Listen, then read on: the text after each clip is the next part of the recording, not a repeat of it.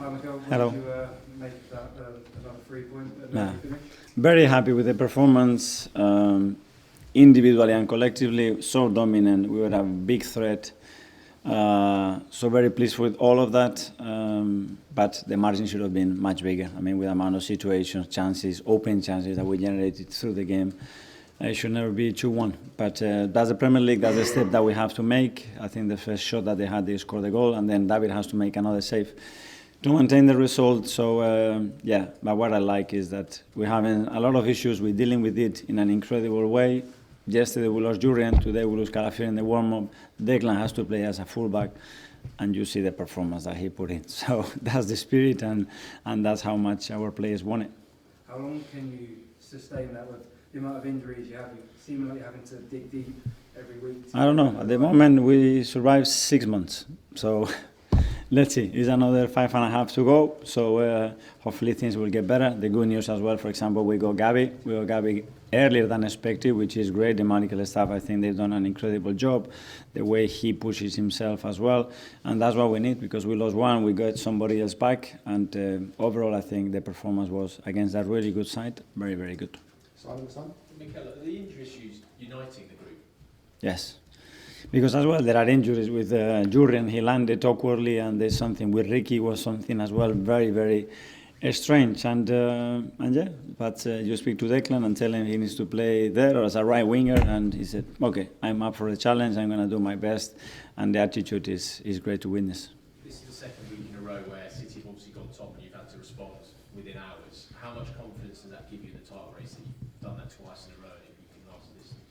But we can only control what we do, and we are doing a lot of good things. There are things that we have to improve as well to have the margins better. We need more players back as well to have better option and maintain the team very, very fresh. And every 3 days is going to be a challenge, and we are up for it.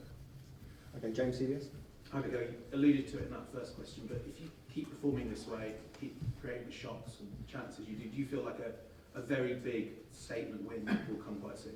Well, it has to be, because we have a lot of quality. But what I like is the way we play, the way we produce, how willing the players are to take that initiative, that aggression to make things happen. Because this is a very, very difficult team to play against. And I think we've done really well for the majority of the game. Tom from London. Mikel, could you talk a little bit about the process when you lose a player in the warm-up and the process to then picking a new player and how that goes?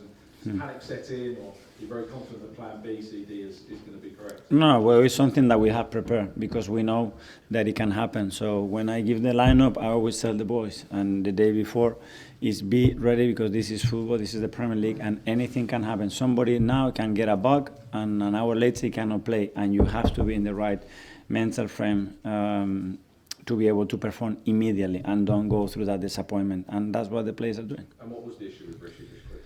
It's something that he felt yesterday, something very awkward that happened, and today in the warm-up he wasn't comfortable. James, yes, again.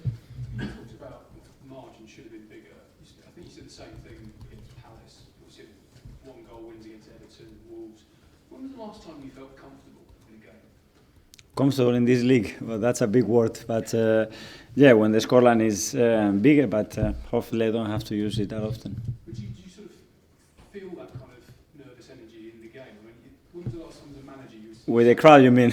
Yeah, well, but because when you just concede in the last minutes, the game before against Palace as well, when we didn't really concede nothing, and then they scored in the first shot that they had. Obviously, it's this, but we have to be able to go through that as well with normality, with showing composure and understanding that, okay, you don't do that well, you are not efficient in the opponent's box, then you have to be incredibly good in your own, and that's a good way as well to going through that.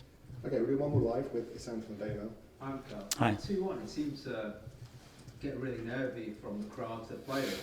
Is that a consequence of the crowd being nervy and that translates? That's a willingness to win, that we all want to win so badly. That is, now I don't want to lose what I have, and we have to play to continue to score and show that composure and that ability. And we should have scored the third one. I mean, we have 2 massive chances to put it 2-3-1, and then it would have been different. We haven't, so we have to suffer a little bit more. Is that sustainable, though, to be that emotional all the time in games? Yes, from my side, yes. Okay, guys. Not coming back?